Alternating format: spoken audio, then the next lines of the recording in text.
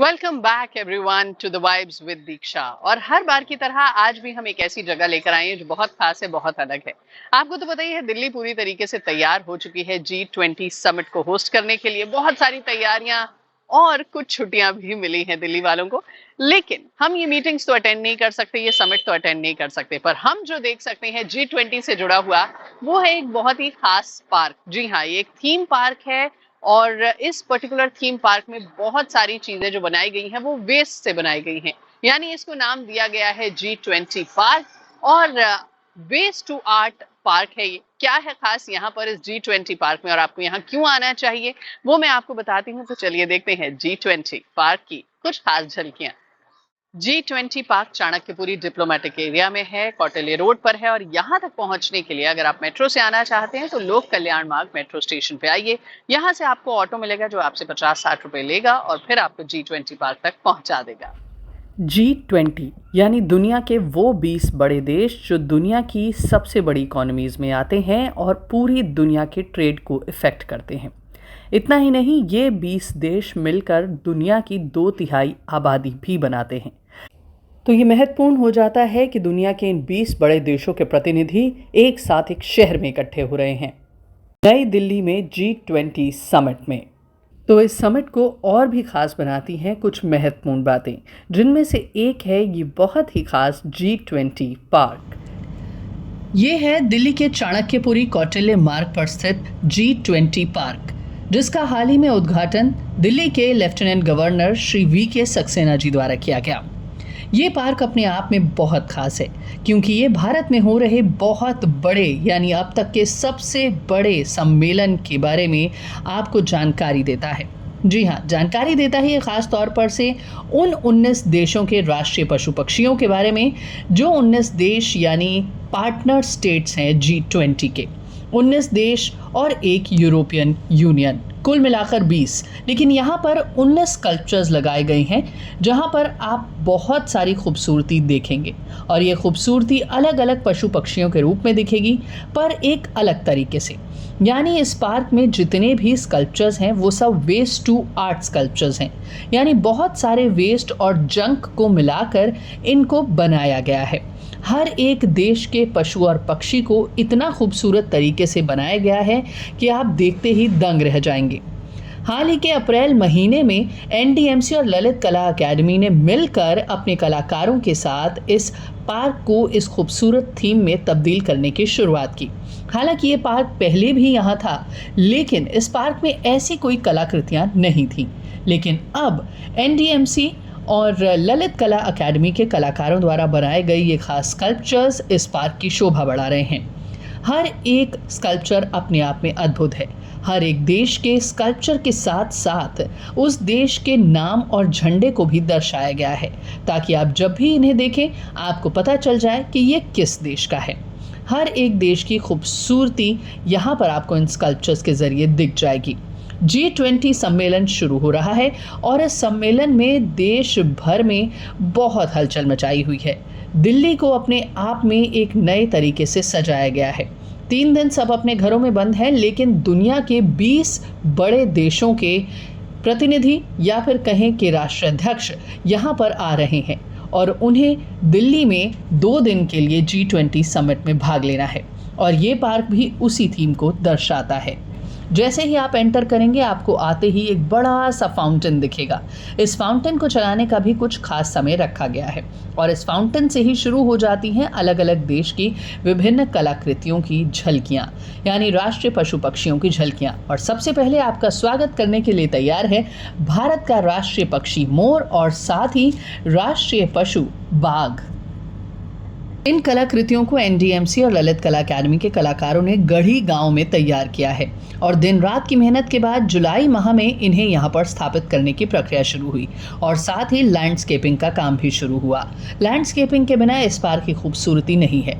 सबसे महत्वपूर्ण बात इस पार्क की ये है कि ये पार्क हाल ही में 4 सितंबर को खुला है। इसका उद्घाटन किया गया है और उसके बाद से ये पार्क एब्सोल्युटली फ्री है। यहाँ पर एंट्री आप आसानी से कर सकते हैं। यहाँ पर कोई आपसे कुछ नहीं पूछेगा और ना ही आपसे टिकट के लिए कुछ कहेगा, यानी यहाँ पर एंट्री बिल्कुल फ्री है। बहुत सारे बच्चे आसपास के एरिया से यहाँ पर आ रहे हैं, बहुत सारे परिवार भी आ रहे हैं, लेकिन अभी बहुत से लोगों को इसकी जानकारी नहीं है। तो हमारी वीडियो के ज़रिए अगर आपको ये जानकारी मिल रही है तो ज़रूर इस पार्क में एक बार जाइएगा। जैसे ही आप चाणक्यपुरी में आएंगे, आप डिप्लोमेटिक एरिया में एंटर करेंगे, कौटिल्य मार्ग पर पहुंचेंगे और उड़ीसा भवन के सामने आपको ये पार्क दिख जाएगा। साथ ही इंडोनेशिया के एम्बेसी के बिल्कुल साथ में ही ये पार्क बना हुआ है। तो ये 2 लैंडमार्क मैंने आपको बता दिए हैं, तो आप ज़रूर यहाँ पर आइएगा। इससे थोड़ा सा आगे चलेंगे तो आपको इंडोनेशिया का कोमोडो ड्रैगन दिखाई देगा, जिसकी ये डरावनी सी जीप सबके लिए बहुत ही अट्रैक्शन का जरिया बनी हुई है। इससे थोड़ा सा आगे चलेंगे तो आपको फ्रांस का गैलिक रूस्टर दिखाई देगा, काफी विशाल है, काफी बड़ा है। थोड़ा सा आगे आपको दिख जाएगा अर्जेंटीना का प्यूमा। अब इसकी बहुत खास बात है इसकी आंखें और साथ ही इसके चेहरे पर लगी हुई ये बाइक की टंकी, जो कि इसके चेहरे को एक अलग ही लुक दे रही है। थोड़ा सा आगे चलेंगे तो आपको रशिया का नेशनल एनिमल ब्राउन बेयर दिखाई देगा और इस ब्राउन बेयर के ऊपर अलग अलग बेयरिंग और साथ ही अलग अलग शीट्स लगी हुई हैं। कनाडा का बीवर आपको दिखाई देगा, ये बहुत ही बारीकी से बनाया गया। अगर आप इसको ध्यान से देखेंगे तो इस पे छोटी छोटी रॉड्स, वायर्स का एक बारीक काम आपको यहाँ पर दिखाई दे जाएगा। लायन, जो कि ग्रेट ब्रिटेन का नेशनल एनिमल माना जाता है, यानी शेर। इस शेर को भी वायर्स और रॉड्स के साथ एक अलग ही रूप दिया गया है। थोड़ा सा आगे चलेंगे तो यहाँ पर आपको दिखाई देगा एक बोर्ड, जो कि है इटालियन स्पैरो का, और इस इटालियन स्पैरो के साथ एक पेड़ भी बनाया गया है जो कि बहुत खास है और एकदम असली पेड़ लग रहा है। अगर आप इसको ध्यान से देखेंगे तो आपको ये समझ नहीं आएगा कि ये असली है या फिर एक आर्टिफिशियल पेड़ है, यानी सिर्फ रॉड से बनाया गया है। ये इटालियन गौरैया भी बहुत स्पेशल दिखाई दे रही है। थोड़ा सा आगे तुर्की का राष्ट्रीय पक्षी रेड विंग दिखाई देगा, काफी विशाल है, काफी बड़ा है। कोरियन मैगपाई, जो कि राष्ट्रीय पक्षी है साउथ कोरिया का, यहाँ पर उसे बनाया गया है। और एक बहुत ही खास बात है, इसकी चोंच में आपको एक पतली सी चेन दिखाई देगी, जो कि ऐसा प्रतीत होगा कि इसने एक छोटा सा कोई इंसेक्ट पकड़ा हुआ है। बहुत ही बारीकियत का ध्यान रखा गया है। तो गोल्डन ईगल, जो कि मेक्सिको का राष्ट्रीय पक्षी है, वो यहाँ पर दिखाई देगा। और इसमें बहुत कमाल की बात है कि छोटी छोटी शीट्स को मोल्ड करके इसको बनाया गया है, ताकि इसके पर को, इसके विंग्स को एक बहुत ही आकर्षक लुक दिया जा सके। रेड क्राउन क्रेन, जो कि चाइना का राष्ट्रीय पक्षी है, उसे यहाँ पर एक अलग लुक दिया गया है, पतला सा, प्यारा सा और बारीकियत से बनाया गया। ग्रीन फेजन जापान का, यानी हरा तीतर, जो कि जापान का राष्ट्रीय पक्षी है, उसे यहाँ बॉल, बेयरिंग्स और चेन्स के साथ एक बहुत अलग लुक दिया गया है। साथ ही में आपको दिखाई देगा स्प्रिंग बॉक, जो कि साउथ कोरिया का राष्ट्रीय पशु है, वो यहाँ पर आपको एक जोड़े में दिखाई दे जाएगा। ब्राजील का राष्ट्रीय पशु जैगुआर आपको यहाँ पर दिखाई देगा, जिसको ऑनका भी कहा जाता है। और ये बहुत स्पेशल है क्योंकि यहाँ पर ऐसा लग रहा है जैसे बाइक की ऊपरी बॉडी यहाँ पर रख दी गई है और उसको एक नया लुक दिया गया है, जो कि जैगुआर बनाने में बहुत कारगर साबित हुआ है। ऑस्ट्रेलिया का कैंगरू, बहुत क्यूट, बहुत प्यारा और बहुत बारीकी से बना हुआ।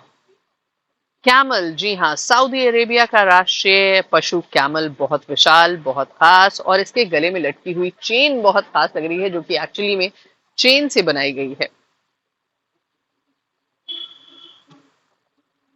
और ये है एक और विशाल पशु, American bison, United States of America का नेशनल एनिमल, बहुत ही खास और एकदम बड़े बड़े ड्रम्स। और आप इसको देखेंगे तो आपको ध्यान से समझ आ जाएगा कि लेटर बॉक्स जो होता है, पोस्ट बॉक्स जो होते हैं, लेटर बॉक्स जो होते हैं पोस्ट ऑफिस के बाहर रखे हुए, उनका इस्तेमाल इसको बनाने में किया गया है। दिल्ली तो पूरी तरीके से सज चुकी है, तैयार है राष्ट्रीय अध्यक्षों का स्वागत करने के लिए। लेकिन हम इन मीटिंग्स को अटेंड नहीं कर सकते, पर आपको इस पार्क में हम लाए हैं ताकि आप इस पूरे समिट के ख़त्म होने के बाद अपनी परिवार के साथ इस पार्क में ज़रूर आएँ। लेकिन कुछ बातों का ध्यान रखिएगा। यहाँ पर जो फाउंटेन है उसको चलाने का कुछ निर्धारित समय है, तो अगर वो समय वहाँ पर नहीं लिखा हुआ है तो ये फाउंटेन यहाँ पर नहीं चलेगा। साथ ही आपको थोड़ा सा ध्यान रखना पड़ेगा कि आप खाने पीने का सामान, चिप्स या फिर कोल्ड ड्रिंक्स की बॉटल वगैरह इधर उधर ना फैलाएं। इंस्टेड आप अवॉइड कीजिए खाने का सामान अंदर लाने के लिए, क्योंकि ये पार्क बहुत खूबसूरत है, छोटा सा है, ज़्यादा समय आपको नहीं लगेगा, पर इसको ध्यान से देखेंगे, इसकी चीज़ों को अपने परिवार को समझाएंगे, अपने बच्चों को समझाएंगे तो आप ज़्यादा इंजॉय कर पाएंगे। इस पार्क का एक बहुत खास अट्रैक्शन है, वो है वियतनाम के फॉर्मर प्रेसिडेंट हो ची मिन की मूर्ति। जी हाँ, ये मूर्ति जो है ये खास तौर पर से वियतनाम के नेशनल लिबरेशन हीरो या फिर कहीं ग्रेट मैन ऑफ कल्चर हो ची मिन की है, जिसे वियतनाम के आग्रह पर कुछ समय पहले ही यहाँ पर स्थापित किया गया था भारत सरकार के साथ मिलकर। ये बहुत ही खास मूर्ति है जिसे बहुत ही प्यार से बनाया गया है। इस मूर्ति को बनाने का श्रेय जाता है राम वी सुतार और अनिल राम सुतार को। साथ ही इसे इंस्टॉल करने का श्रेय जाता है ambassador of Vietnam Pham Sanh Chau को, जो कि 2 सितंबर 2021 को यहाँ पर इंस्टॉल की गई थी। इस मूर्ति को गिफ्ट किया गया था फू येन प्रोविंस फ्रॉम वियतनाम।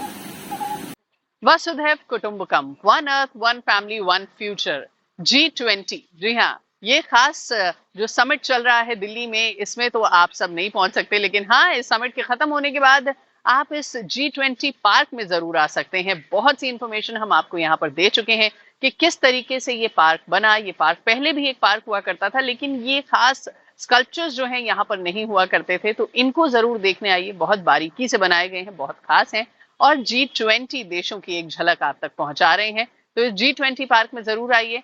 हमारी ये वीडियो आपको कैसे लगी ये जरूर हमें बताइएगा नीचे कमेंट सेक्शन में कमेंट करके, और साथ ही बेल आइकन प्रेस कर दीजिए।